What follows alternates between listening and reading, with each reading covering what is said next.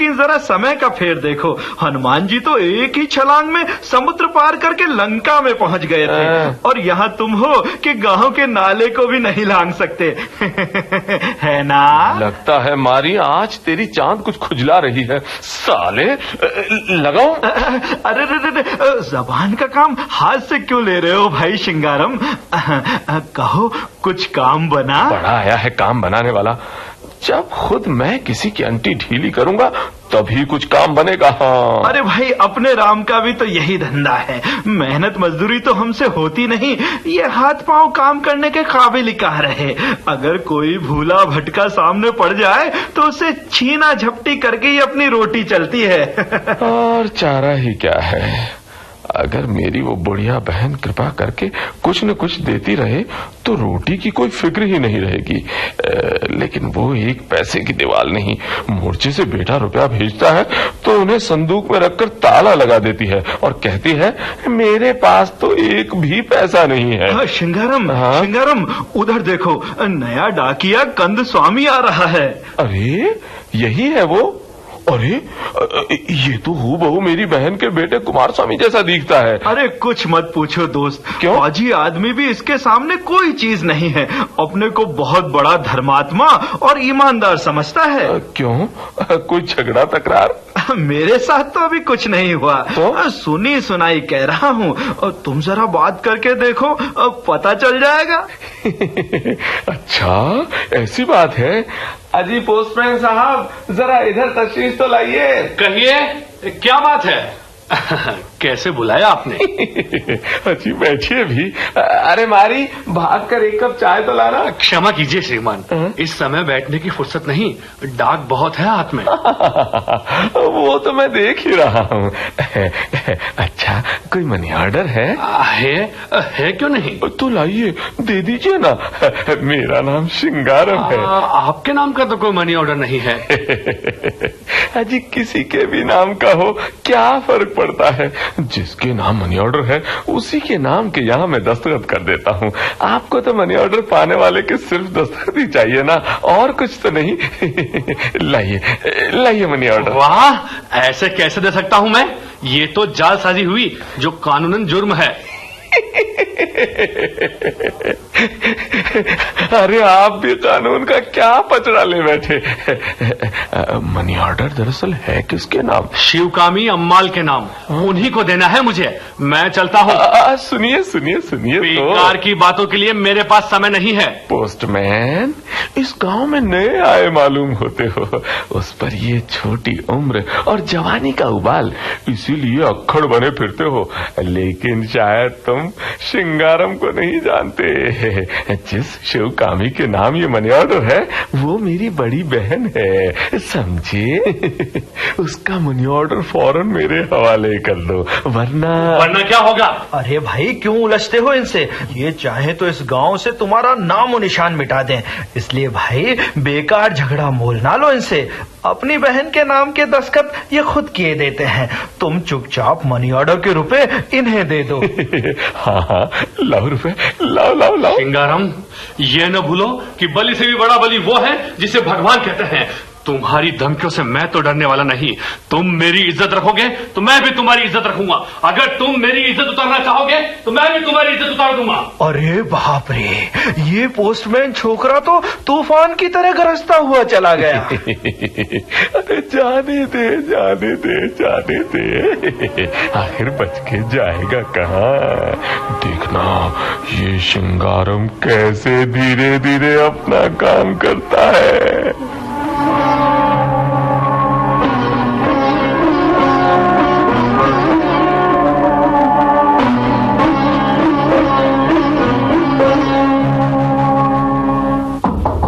कौन है?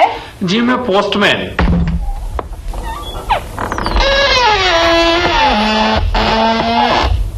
क्या शिवकामी अम्माल आप ही हैं? क्या बात है माई, आप इस तरह चकित क्यों रह गई? आप मुझे इस तरह घूर घूर कर क्यों देख रही हैं? क्या कहा तुमने? तुम सचमुच पोस्टमैन ही हो ना? तुम जरा इधर मेरे पास आकर बैठो। क्षण भर में ही मेरी क्या हालत हो गई। एकाएक मुझे ऐसा लगा मानो मेरा बेटा कुमार स्वामी ही मेरे सामने आ गया हो।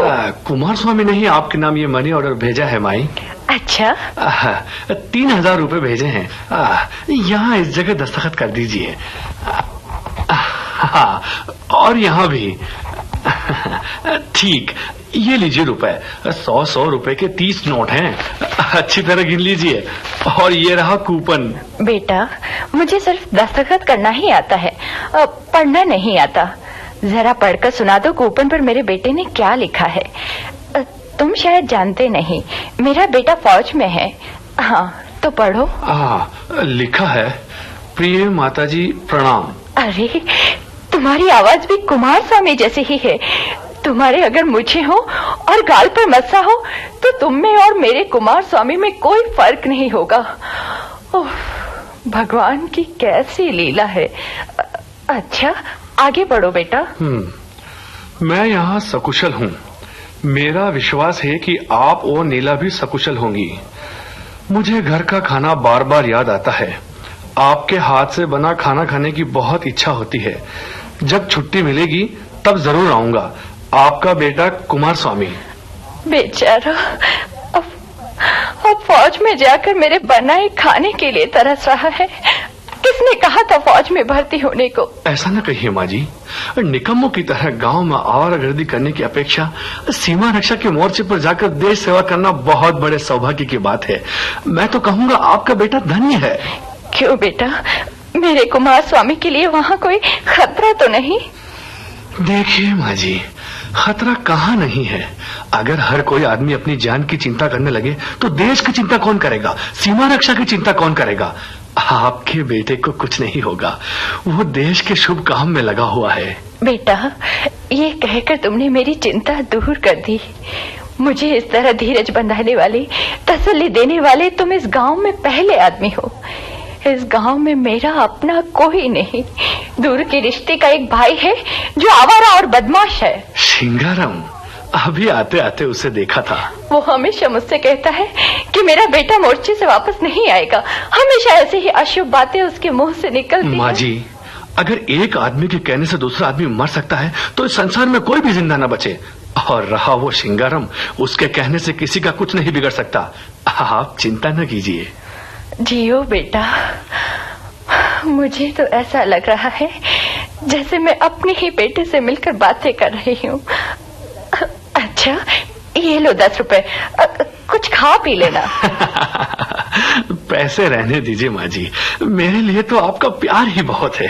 आपकी कृपा से सरकार जो वेतन देती है उसी में मैं संतुष्ट हूँ।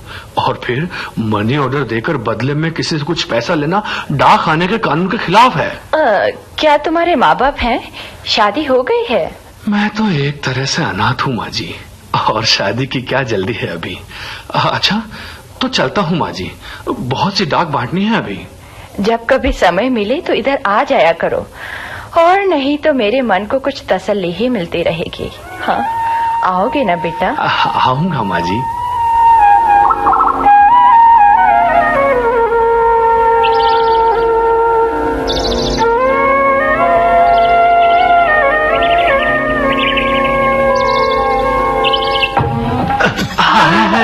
जरा देखकर चलना चाहिए। अच्छा हुआ कि आपका घड़ा नीचे नहीं गिरा। माफ कीजिए, मैं अपने ध्यान में चली जा रही थी कि कोई चिट्ठी है। आपके लिए तो नहीं है। मेरा मतलब है शिवकामी अम्माल के नाम कोई चिट्ठी है। तो क्या आपको उस बुढ़िया की चिंता है? वो मेरी नानी लगती है ना। आपकी नानी? ओह, समझा। आपका नाम? मेरा नाम जानकर आप क्या करेंगे? जी जी, वो जब कभी आपकी चिट्ठी आएगी तो। मेरा नाम नीला है। इस गांव में इतनी सुंदर लड़की, इसका नाम नीला नहीं चांदनी होना चाहिए था। अरे, ये मैं क्या सोचने लगा। नहीं नहीं, मुझे ये सब नहीं सोचना चाहिए। मैं इस गांव का डाकिया हूँ, डाकिया।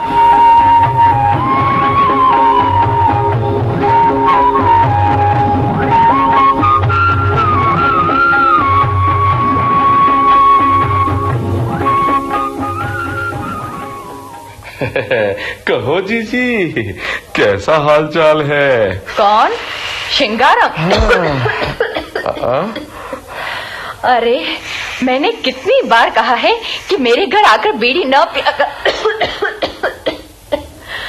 ओह, मेरा तो दम घुट रहा है। मेरी हैसियत तो बीड़ी ही पीने की है जीजी। तुम्हारा बेटा सेना में खूब कमाता है। वो नीला कहाँ गई है? उसकी चिंता तू क्यों करता है?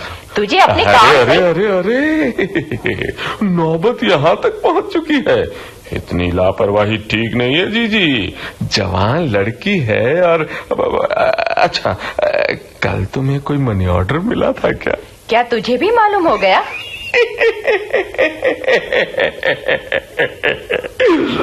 कैसी बातें कर रही है जीजी। भले ही प्राण यमराज की जानकारी के बिना निकल जाए, लेकिन इस गांव में कोई भी काम मेरी जानकारी के बिना नहीं हो सकता है। नहीं जानती क्या? मेरे लिए तो तू यमराज ही है। अच्छा, तब चलता फिरता नजर आ। इस तरह क्यों दुत्कारती हो जीजी? बड़े जोर की प्यास लगी है, थोड़ा सा पानी पिला दो ना। अच्छा अच्छा, ये ले पानी। और अब जीजी, इस उम्र में तुम खुद क्यों काम करती हो? नीला कहाँ गई? मैंने पानी ये सोचकर मांगा था कि तुम नीला को ही पानी लाने के लिए कहोगे। मुझे भी मालूम था कि तूने पानी क्यों मांगा। मैंने नीला से कह रखा है कि वो तेरे सामने कभी ना आए। तुम तो नीला को इस तरह से सहेज संभाल कर रखती हो, मानो तुम्हारा बेटा कल परसों आकर उससे शादी कर लेगा और वो तुम्हारी बहू बन जाएगी। अरे, वो कुमार स्वामी नीला से शादी करेगा या मोर्चे पर दुश्मन की गोली से मरेगा, कौन जाने। शिंगाराम, सवेरे सवेरे आकर तू क्यों इस तरह मेरा दिल दुखाता है? तुम्हारी ये ऊल जलूल बातें मुझे अच्छी नहीं लगती। मैं क्या करूं जीजी, मेरी जबान जरा लंबी है, वो हमेशा कुछ न कुछ बोलती ही रहती है। मैं तो यही कहना चाहता था कि तुम अगर नीला की शादी मेरे साथ कर दो तो मैं उसे रानी की तरह रखूंगा। अरे, मैं अंधी नहीं जो तोता पालकर बंदर के हाथ में दे दूं। अच्छा, खैर कोई बात नहीं, ये बात तो फिर कभी होती रहेगी। पहले ये बताओ, लड़के ने कितने रुपए भेजे हैं? कितने भी भेजे हो, तुझे क्या मतलब? मतलब है तभी तो पूछ रहा हूँ। सब रुपए अभी तो खर्च करोगी नहीं। अगर मुझे भी कुछ रुपए दे दो तो मैं ब्याज सहित लौटा दूंगा। यकीन मानो, मुझे रुपए देना बैंक में जमा करने के बराबर है। नहीं, अंधे कुएं में डालने के बराबर है। अब कान खोल के सुन ले, मैं तुझे कुछ नहीं दूंगी। चला जाए यहाँ से। मैं तो तुम्हें अपनी बहन समझकर आदर दे रहा हूँ। तू मेरा कुछ नहीं लगता। अब जाता है या? अच्छा अच्छा अच्छा, बहुत जल्दी तुम्हारी समझ में आ जाएगा कि मैं तुम्हारा क्या लगता हूँ।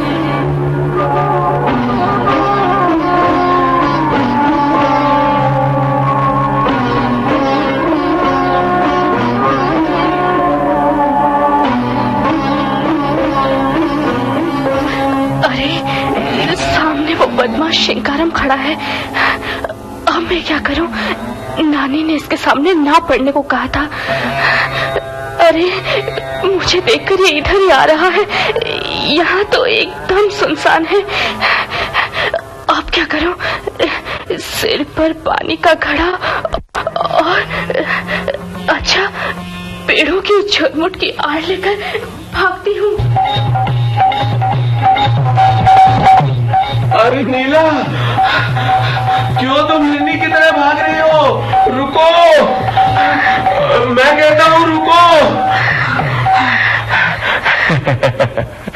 क्या नल से पानी लाई हो? अरे घबराती क्यों हो? मैं बाघ थोड़े ही हूँ जो तुम्हें खा जाऊंगा। चलो हंसकर दो बातें करो। और मुझे घर जाना है। नानी अकेली है। मैं भी तो घर ही जा रहा हूँ तुम्हारे साथ। मुझे किसी का साथ नहीं चाहिए, मुझे रास्ता मालूम है। मैंने कब कहा कि तुम्हें रास्ता मालूम नहीं है? देखो नीला, जमाना बहुत बुरा है। तुम जवान लड़की हो, गांव में बदमाशों की कमी नहीं है। रास्ते में कहीं भी किसी ने छेड़छाड़ की तो और कोई क्या करेगा? ये बात है, बहुत ही बढ़ चढ़ कर बातें करने लगी हो। कल ही तुम्हारी नानी के पास पहुंचूंगा और डरा धमका कर जैसे भी हो शादी की बात पक्की करके रहूंगा। देखना तुम मुझसे ही शादी करोगी। जब तक मैं जिंदा हूँ तब तक ये कभी नहीं होने का। मैं तुमसे कभी शादी नहीं करूंगी। ज्यादा किया तो मेरी लाश को ही शायद मंगलसूत्र बांध सकोगे। अच्छा ये बात है। छोड़ दो, मैं अभी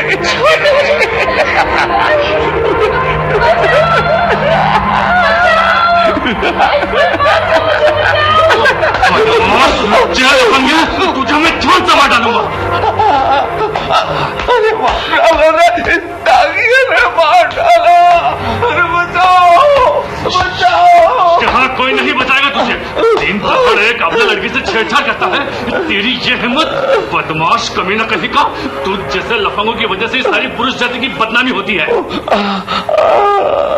अरे बकवास बंद करो डाके। गांव में नया नया आया है और मुझ पर तो हाथ उठाता है। अच्छा देख लूंगा तुझे। अरे अभी देख लेना अच्छी तरह से। अभी जो तेरी धुनाई की है, अगर वो काफी नहीं तो लगाऊं तो चलो हाल धोकर रख दूंगा। क्या समझ रखा है तूने? अगर मैं अपने दल बल के साथ होता तो जरूर समझा देता तुझे। तुम जैसे कल के छोकरे से क्या भिड़ो। तुझसे उलझना मेरे लिए बेइज्जती की बात है।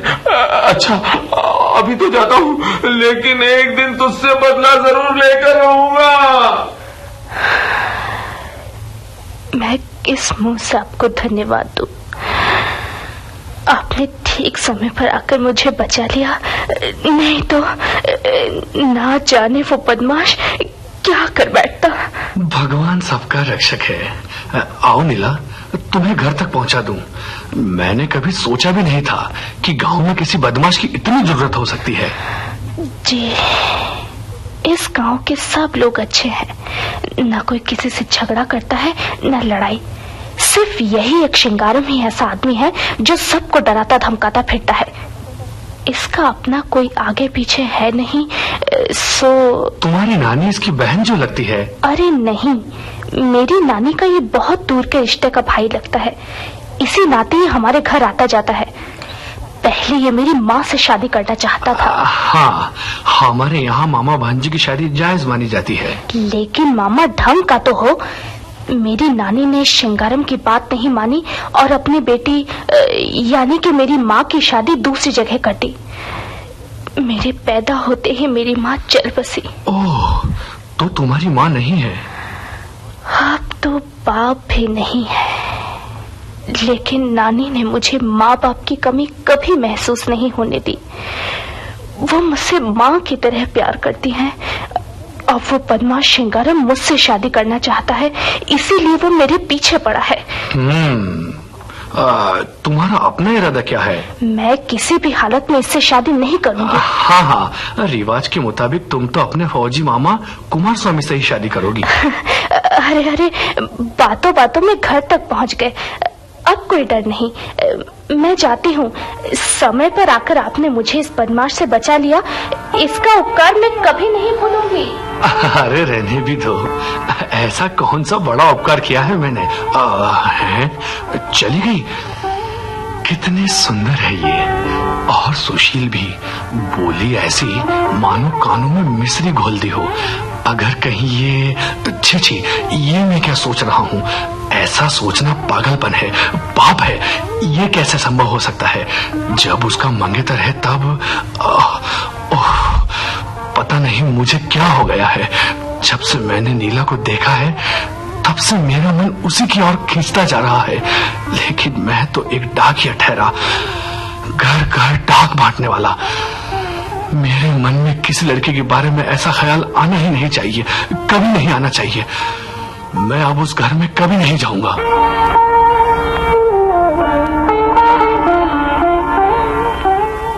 घर के अंदर जाऊं या कोई हर्ज नहीं। नीला को मैंने अभी अभी कहीं बाहर जाते देखा है। मैं तो शिवकामी अम्माल से मिलना चाहता हूँ, अपनी माँ से मिलना चाहता हूँ। उससे बातें करता हूँ तो लगता है जैसे अपनी माँ के पास बैठा हूँ। मैं अनाथ कब से अपनी माँ के प्यार के लिए तरस रहा था। माँ जी। कौन? कंद स्वामी, आओ बेटा, बहुत दिनों बाद तुम्हारी आवाज सुनाई दी है। माँ जी, आज आपके लिए कोई चिट्ठी नहीं है। अरे, अगर चिट्ठी नहीं है तो तुम अपनी माँ से मिलने ही नहीं आओगे? बाहर क्यों खड़े हो? अंदर आओ ना। है ये खांसी? आप लेटी हुई क्यों हैं? आपकी तबीयत तो ठीक है ना? कल रात से सिर में बड़े जोर का दर्द हो रहा है, साथ ही कुछ खांसी बुखार भी है। मैं आपका सिर दबाता हूँ। नहीं, पहले मैं जाकर डॉक्टर को बुलाता हूँ। डॉक्टर सवेरे आया था, कुछ गोलियां दे गया था, बाकी दवाई मैं लाता हूँ दवाई। नहीं, नीला नुस्खा लेकर डॉक्टर की दुकान पर गई है। तुम इतने दिनों से क्यों नहीं आए? मरने से पहले मैं तुम्हें। ये आप क्या कह रही हैं माँ जी? मामूली खांसी बुखार है, आप जल्दी ठीक हो जाएंगी। बेटा, तुम्हारी भावना को मैं समझती हूँ। तुम्हें मैंने अपना दूसरा बेटा मान लिया है। माँ, आप जैसी माँ को पाने के लिए कई जन्मों तक पुण्य कर्म करने चाहिए। आज मैं कितना खुश हूँ, अब मैं अनाथ नहीं हूँ। अरे, खुश तो मैं हूँ जिसके एक नहीं 2 बेटे हैं। जरा मेरे पास आओ। लो माँ। के रघुपति के मूल नाटक का हिंदी अनुवाद अभी आप सुन रहे थे, पोस्टमैन। इस नाटक का पहला भाग हमने आपको सुनवाया। हिंदी अनुवादक थे पीएस कृष्णस्वामी और निर्देशन किया महेंद्र मोदी ने। आकाशवाणी उदयपुर की प्रस्तुति अभी आप सुन रहे थे। आपको याद दिला दें, कल के नाट्य तरंग कार्यक्रम में आप सुनेंगे पोस्टमैन नाटक का दूसरा और अंतिम भाग। आज का नाट्य तरंग कार्यक्रम समाप्त हुआ।